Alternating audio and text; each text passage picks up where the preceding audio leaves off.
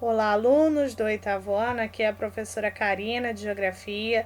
Estou passando mais uma vez para gravar essa videoaula para vocês. Espero que vocês estejam bem, estejam em segurança. E se vocês tiverem alguma dúvida, gente, é só colocar lá na plataforma no nosso dia e no nosso horário. Eu estarei lá para respondê-los. Vamos à nossa videoaula de hoje? Hoje nós iremos falar sobre a América Central e América Andina. Esse conteúdo é da unidade 5 e ele se encontra nas páginas 144 a 155. Vamos começar? Então, nós começaremos a falar sobre a América Central. A América Central, ela se divide em duas partes: a América Continental Istmo e a América Insular Caribe ou Antilhas. Essa parte da América Insular, ela vai se dividir também em duas partes: as Pequenas Antilhas, tá? Que a gente pode observar aqui, e as Grandes Antilhas, tá? Lembrando que Bahamas também faz parte das Grandes Antilhas, tá bom?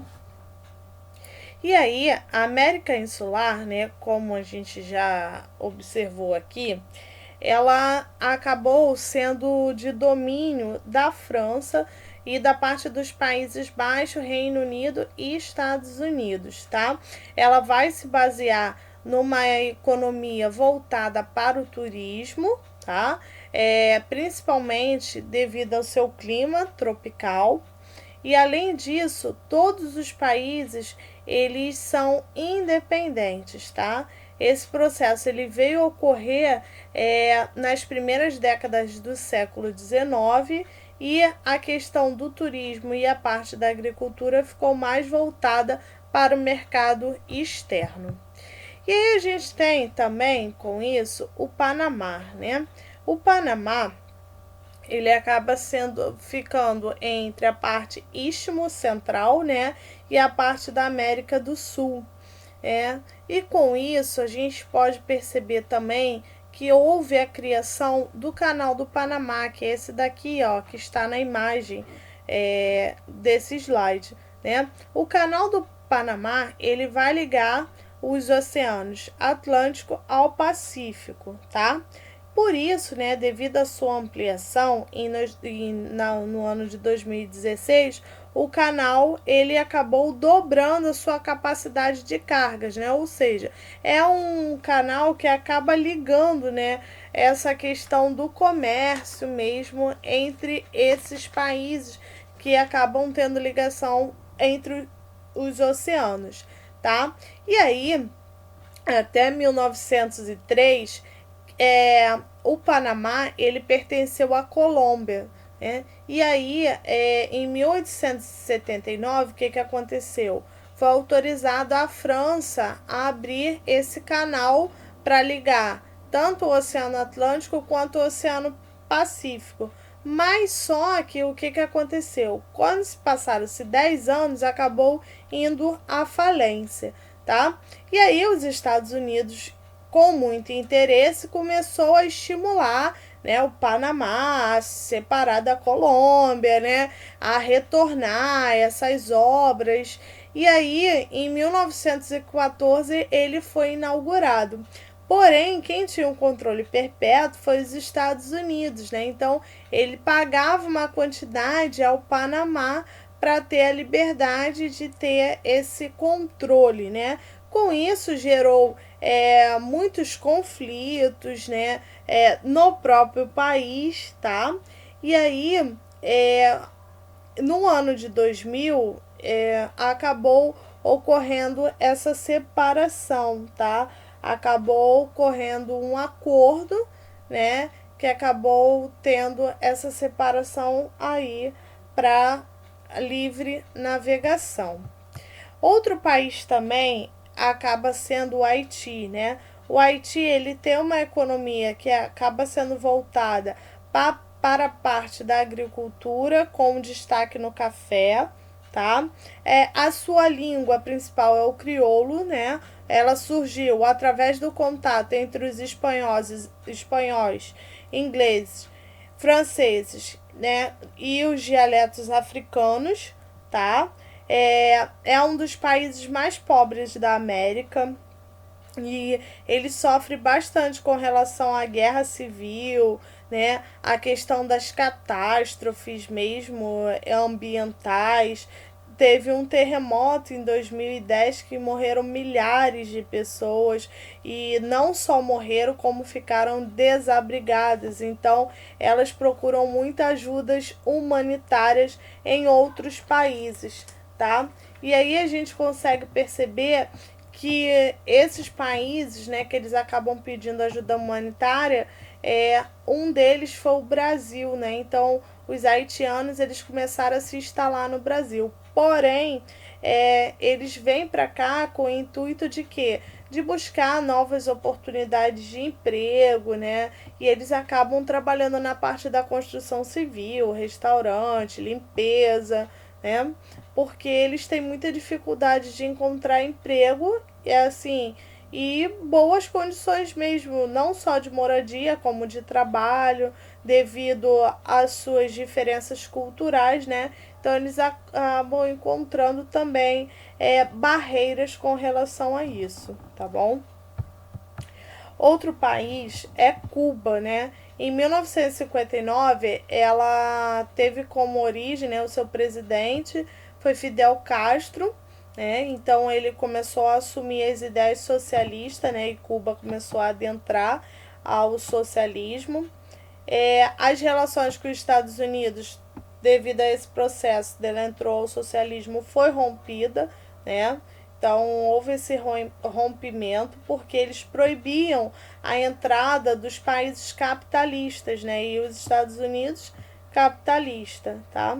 Com isso também ocorreu a parte da Revolução Cubana, né? Que promoveu uma reforma agrária e melhorias que foram significativas para a área da educação e da saúde. Por outro lado, houve a questão da política, da imprensa, né, que foi comprometida, tá? Então, eles têm bastante problema com relação à parte da política e da imprensa, e também a questão do acesso à internet ainda assim é muito restrito lá, tá? Em 1990, com o rompimento da União Soviética, começou a ocorrer a crise, né, econômica lá, tá? Em 2008, Fidel foi ficando doente e acabou transferindo a parte do seu comando para o seu irmão, que é o Raul Castro, que acabou realizando reformas, né, com o intuito de modernizar a parte da economia do país.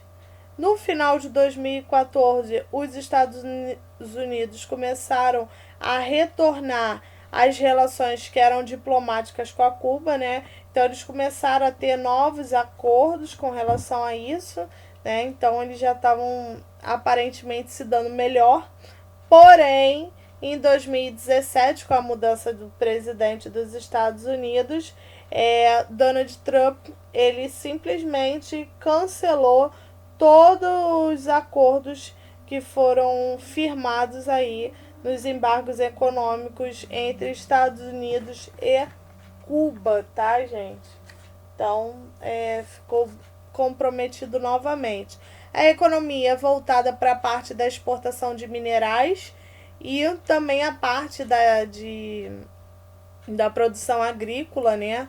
Parte do açúcar, do tabaco, do café, do couro, do níquel.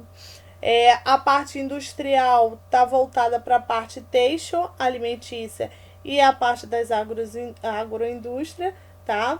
E com a crise, né, de 90, eles acabaram buscando atrair investimento relacionados ao turismo, né?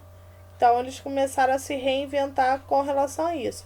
Porém, a qualidade da medicina em Cuba é muito reconhecida, né? Agora eu vou falar um pouquinho para vocês sobre a América Andina, tá? A América Andina, como o nome já vem dizendo, ela está relacionada à Cordilheira dos Andes, tá? Quem faz parte da América Andina? Venezuela, Colômbia, Equador, Peru, Bolívia e Chile, tá bom? tem um papel muito importante com relação à parte hidrográfica, o funcionamento das águas, né? Perto dessas cordilheiras também, tá? Tem em comum a parte histórica, a parte cultural, e a gente pode destacar também a parte dos recursos minerais e energéticos e também a parte da agricultura, que acaba sendo bem diversificada. Bolívia. A Bolívia, né, ela acaba fazendo parte, né, ela acaba tendo as principais cidades, né, do país. É o segundo pior índice de desenvolvimento humano, tá, da América do Sul.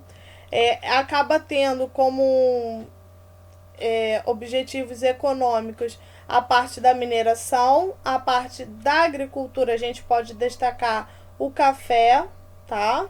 E eles acabam sendo grandes exportadores mundiais do metal, né? De produtos relacionados ao metal. O Chile. O Chile ele está localizado na Cordilheira dos Andes, tá? E na parte do Oceano Pacífico.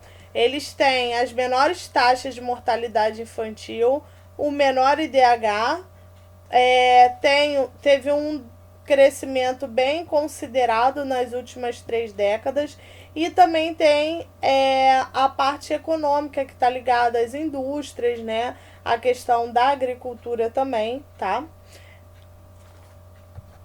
Outro país também que a gente vai falar é a Colômbia.